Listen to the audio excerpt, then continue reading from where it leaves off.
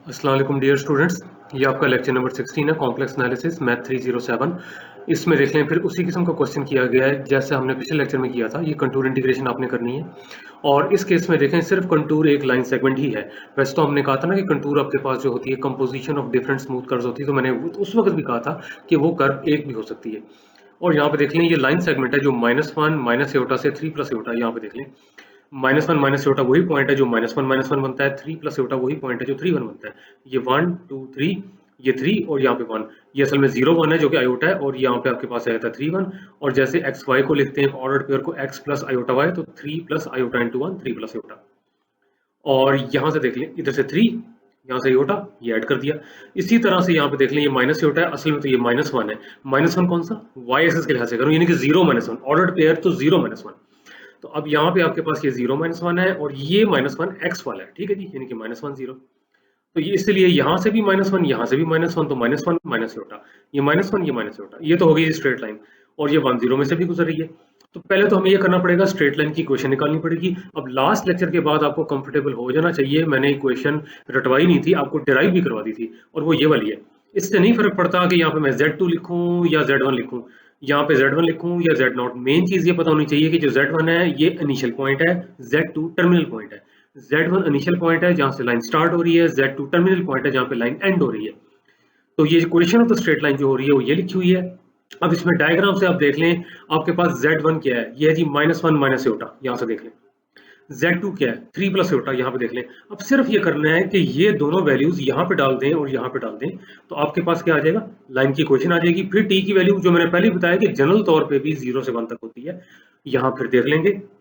तो पैरामीटराइजेशन आपने करनी है C1 की। तो अब ध्यान से देखें, इस Z1 की जगह -1 minus Etah which is this one, ये t एज इट इज लिखा हुआ है। Z2 3 प्लस एटा ये लिखा हुआ है, माइनस करके यहाँ पे देख लें ये प्लस हो जाएगा, ये प्लस, ये चीज लिखी हुई है। और यहाँ पे देख लें 3 + 1 आपके पास 4 आता है, आयोटा प्लस आयोटा 2 आयोटा आता है। अब वही काम करें, इसमें से रियल पोर्शन अलग कर लें और इमेजिनरी पोर्शन अलग कर लें। तो जो रियल है -1 + 4 टाइम्स t बनता है। आयोटा कॉमन निकालें तो यहाँ पे देख लें ट्वाइस t, ये इसके साथ हिट होता है। और यहाँ पे आयोटा का कोफिशिएंट -1 वो ये लिखा हुआ है। थोड़ा सा मैं स्पीड पे जाऊँ कि ये चीज आपने पहले की हुई है। अब देखना है कि यहाँ पे t की क्या वैल्यू हो। यहाँ पे जो मैंने कहा सीधी सी बात है, यहाँ पे आपके पास 0 होती है, यहाँ पे 1 होती है। पिछले लेक्चर मैंने जनरल तौर पे भी बता दिया था। आए दोबारा देखते हैं कि कैसे आती है। अगली स्लाइड पे चलते हैं। ये देखें, अब यहाँ पे इक्वेशन ऑफ लाइन नजर नहीं आ रही, लेकिन मैं बता दूं ये निकली थी, ये z है ना, ये निकली थी।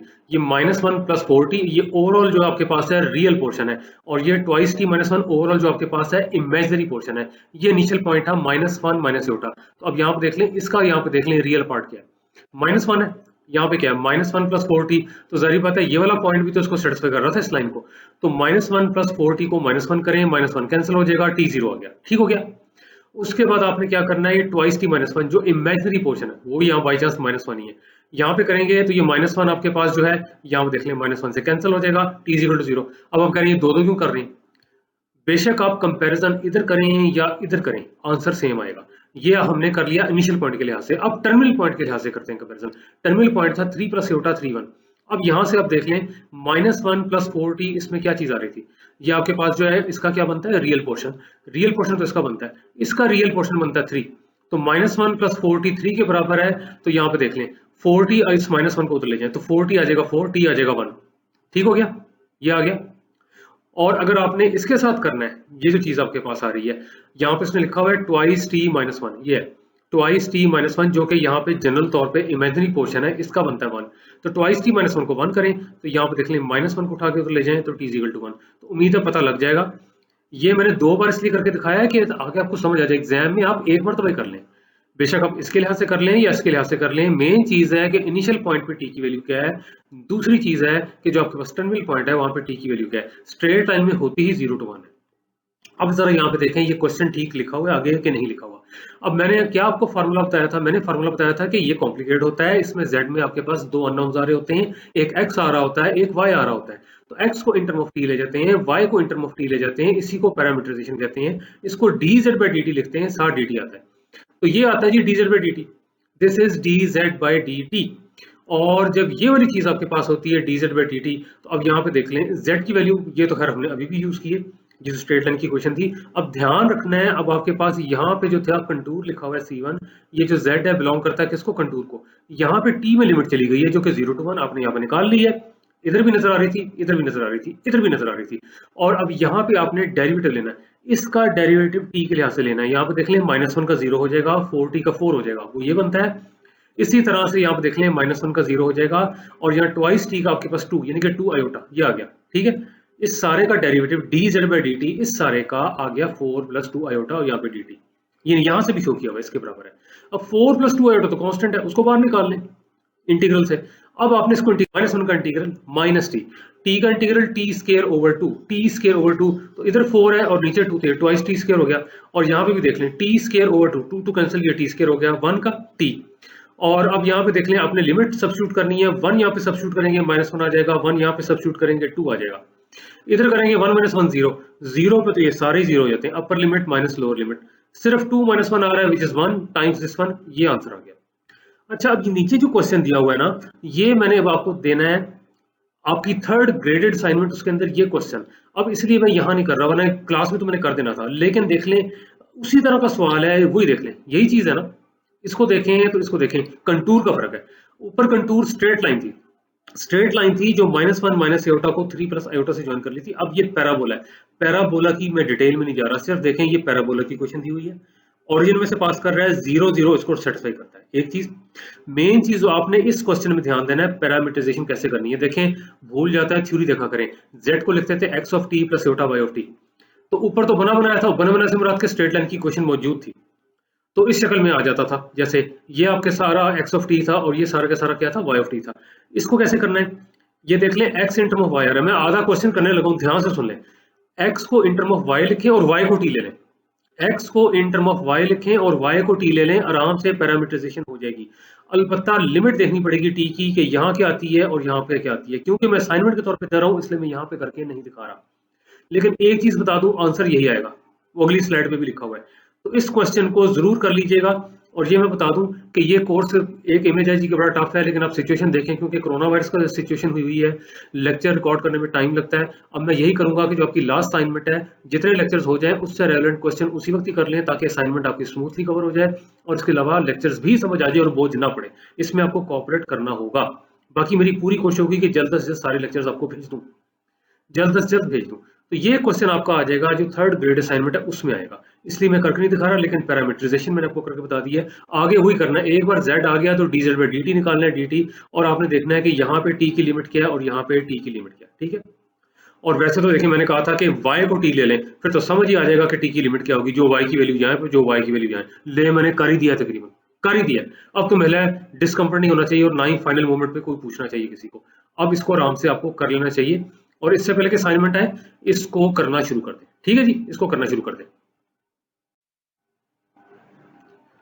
ये ले जी आंसर लिखा हुआ है।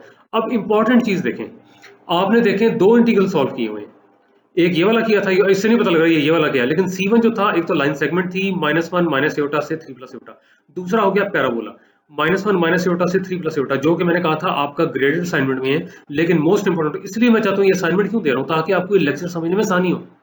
ये वाला जो आपके पास था, इसका भी आंसर 4 + 2 आयोटा ही आता है। इसका मतलब है कि ये दोनों इंटीग्रेंट्स जो हैं, they are independent of the path followed, ये लिखा हुआ in this case integral is independent of the path followed. नहीं फर्क पड़ता कि -1 माइनस आयोटा से 3 + आयोटा स्ट्रेट लाइन है या पैराबोला या कोई और है, आंसर वही आ रहा है कि integral independent of the path followed है। और इस लेक्चर में यही टास्क है कि भाई क्यों independent of the path followed है, लेकिन ये एक है कि जी हर integral independent of the path followed होता है, नहीं, आंसर इज नो। अब इसको इंटीग्रेट करके देखते हैं क्या इधर होता है, इससे मुराद के z/dz, इसको भी 2 डिफरेंट कंटूर्स पे करके देखते हैं क्या इसका भी आंसर सेम आता है कि नहीं आता। वैसे तो मैं भेद खोलने लगा हूं, भांडा फोड़ने लगा हूं, नहीं आता, लेकिन यहाँ पे देख लें, इधर उसने कहा C is the polygonal path. Polygonal path आपको पता है, you know what is polygon, triangle और उसके बाद क्वाड्रिलेटरल एंड सो ऑन, -1 से 1। लेकिन यहाँ पे डायग्राम में शो किया हुआ है, उसके मुताबिक आपको इसको इंटीग्रेट करना पड़ेगा। तो डायग्राम नेक्स्ट स्लाइड पे है, तो आगे चलते हैं।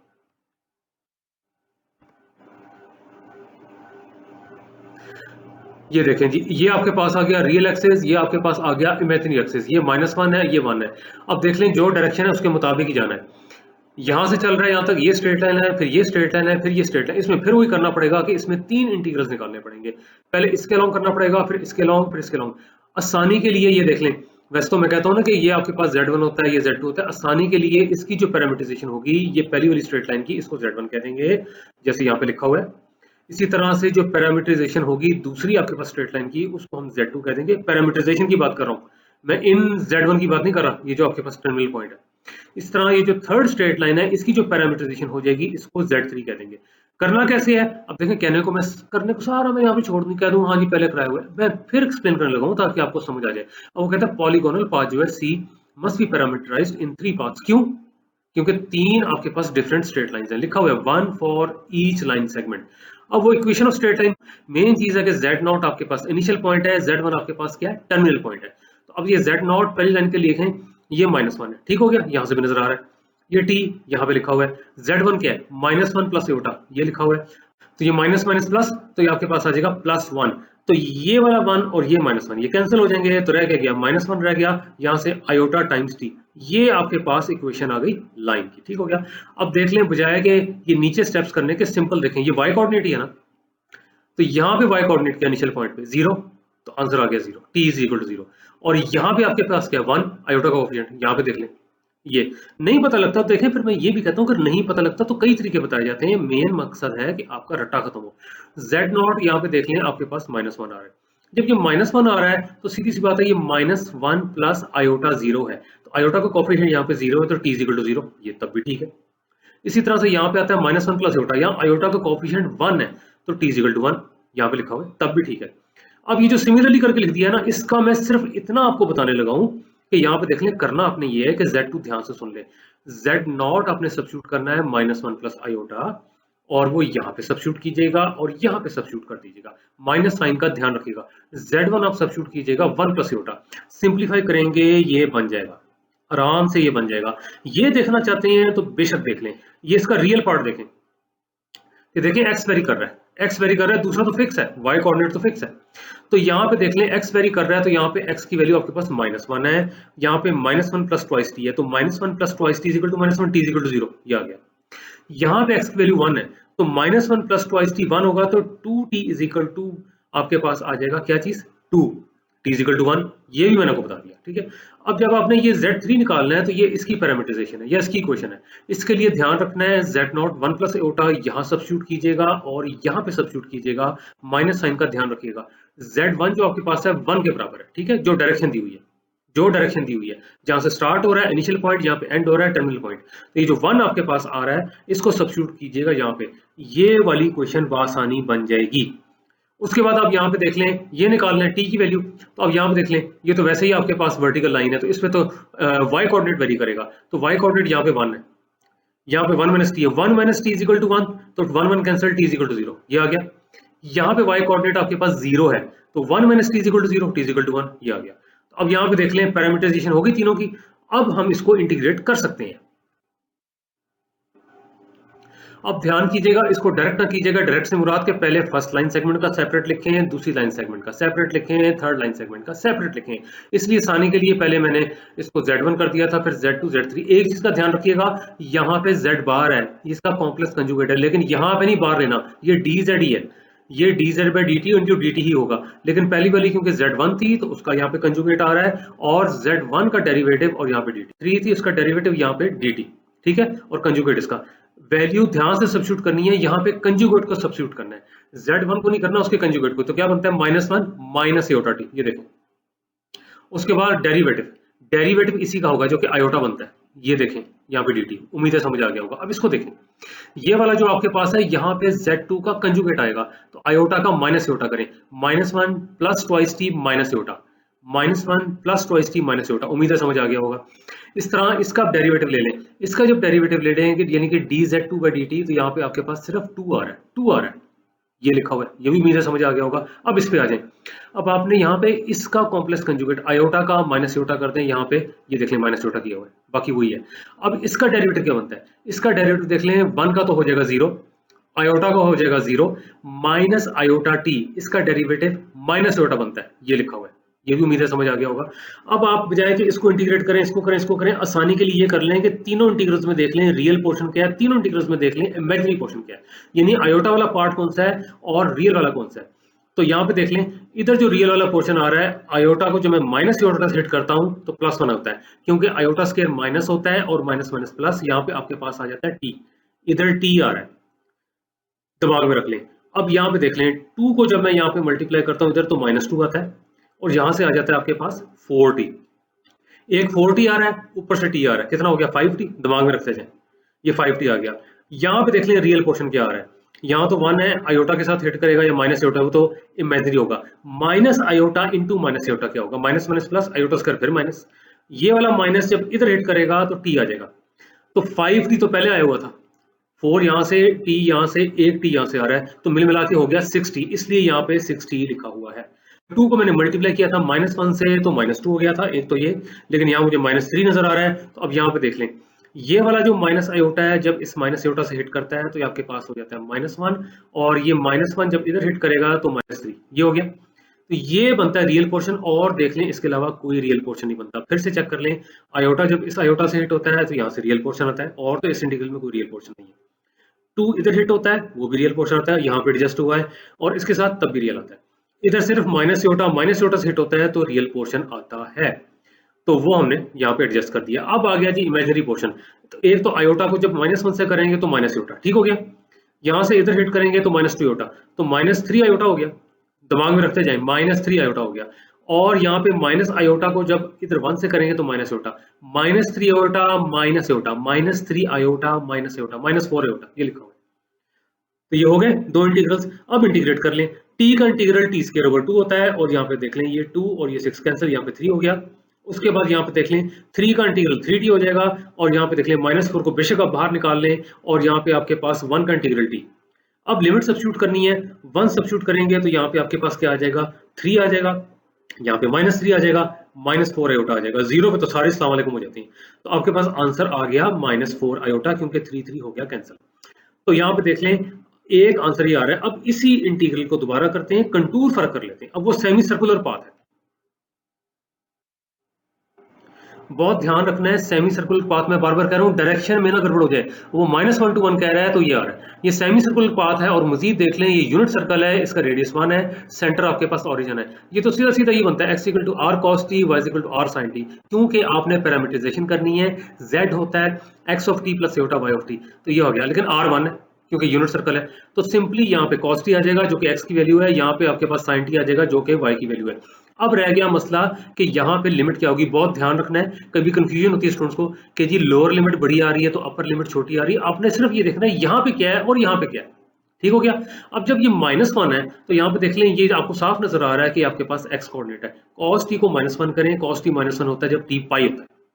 इस तरह यहाँ पे देख लें, ये जो चीज आपके पास है यहाँ पे cos t 1 है, तो वो तब जब t 0 होता है, तो लिमिट पाई टू 0 आएगी। ऐसा कुछ नहीं होना चाहिए कि जी ये तो बड़ी आ रही है और ये छोटी आ रही है। यहाँ पे आपने खुद करके देखा है कि स्टार्टिंग पॉइंट पे ये आ रहा था, एंडिंग पॉइंट पे ये आ रहा था। यहीं पे कंफ्यूजन को खत्म करें। अगर ये मसला पड़ता है तो यहाँ माइनस लगा लें, इसको 0 to पाई कर लें। ये होता है ना रूल कि नेगेटिव बाहर निकालें तो हो जाता है, अगर उस तरह की कंफ्यूजन है, लेकिन यही बनती है। अब जरूरी चीज आपके पास ये आती है, यहाँ पे लिखा हुआ है z बार dz।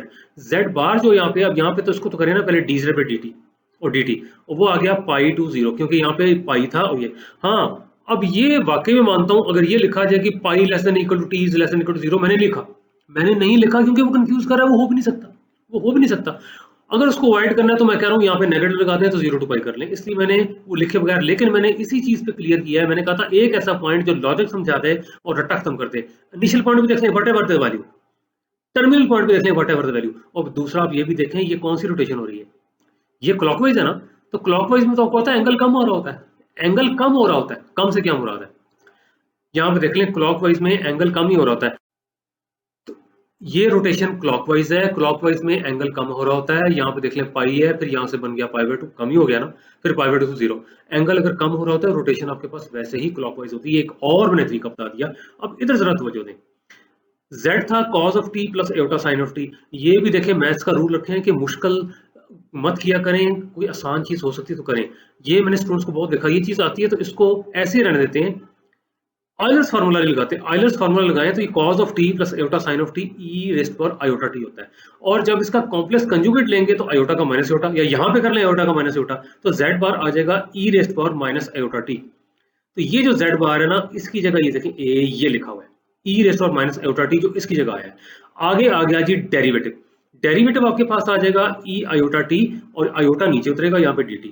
अब e रेस्ट पर आयोटा t, e रेस्ट पर माइनस आयोटा t, ये आपके पास आ जाएंगे e पावर 0 दे दिया, खत्म। तो ये आपके पास आयोटा रह गया। अब यहाँ पे आपने इसको इंटीग्रेट कर दिया, और जब आपने इसको इंटीग्रेट कर दिया तो यहाँ पे देख लें आयोटा को बाहर निकालें और 1 का इंटीग्रल t।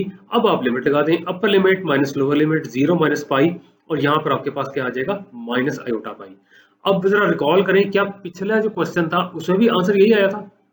इंटीग्रल तो आपका इसी शक्ल का था, इंटीग्रल तो यही था, और गए भी हम -1 से +1 थे, लेकिन वो पॉलीगोनल पाथ था। क्या यही आंसर आया था? आंसर इज नो, वो कुछ और आया था। ये देखें, वो कहता है in the last to examples, ये जो आपके पास इंटीग्रल है, this give different values along different contours. पहले में आंसर -4 आयोटा आया था, आप चेक कर लीजिएगा। अभी आपने निकाला है माइनस आयोटा पे आया है। C1 क्या था? पॉलीगोनल पाथ था, -1 2 +1, इस तरह डन डन डन। और जो सेमी सर्कुलर पाथ था -1 2 1, वो ऐसा था ये। In this case integral is not independent of the path followed. इसका मतलब है कि जी is not independent of the path followed. पिछले वाले में तो independent of the path followed था, क्योंकि एक बार स्ट्रेट लाइन थी, एक बार पैराबोला था, आंसर सेम था। लेकिन यहाँ पे देख लें, दो डिफरेंट कंटूर्स पे दो डिफरेंट आंसर आ गए, इसका मतलब ये डिपेंड कर रहा है पाथ फॉलोड पे।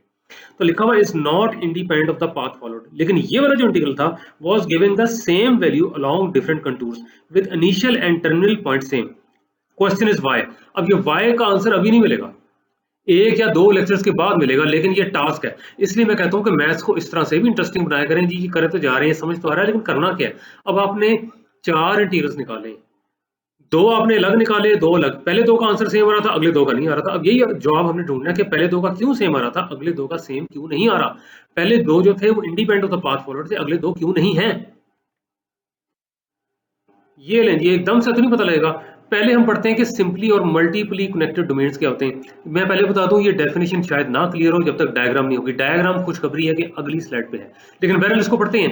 वो कहता है डोमेन डी जो होता है उसको सिंपली कनेक्टेड कहते हैं अगर उसकी प्रॉपर्टी होती है, it has the property that any simple close contour. अब ये पता होना चाहिए कि ये सिंपल क्या होती है, जो क्रॉस नहीं करती। क्लोज जहां से चली वहीं पहुंच गई, एक ही इंटीरियर। सिंपल क्लोज कंटूर जो है कंटेन्ड इन डी, कोई डोमेन डी है उसके अंदर सिंपल क्लोज कंटूर मौजूद है।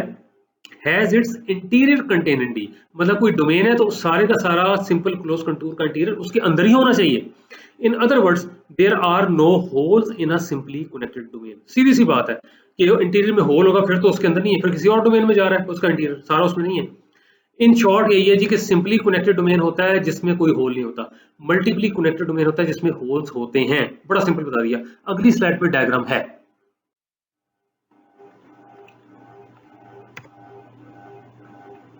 ये लें जी, a domain which is not simply connected उसको कहते हैं मल्टीपली कनेक्टेड। ये देख लें जी, ये सिंपली कनेक्टेड है। ये थी जी आपके पास सिंपल क्लोज कंटूर, ये थी जी आपके पास सिंपल क्लोज कंटूर। ब्लू वाला उसका इंटीरियर सारे का सारा इसी डोमेन के अंदर मौजूद है। ये जो ग्रीन डोमेन है इसके अंदर ही मौजूद है। अब जरा इसके ऊपर आ जाए, ये देख लें, ये आपके पास सिंपल क्लोज कंटूर है। व्हाइट वाला इसका इंटीरियर इस डोमेन में तो है नहीं क्योंकि होल है।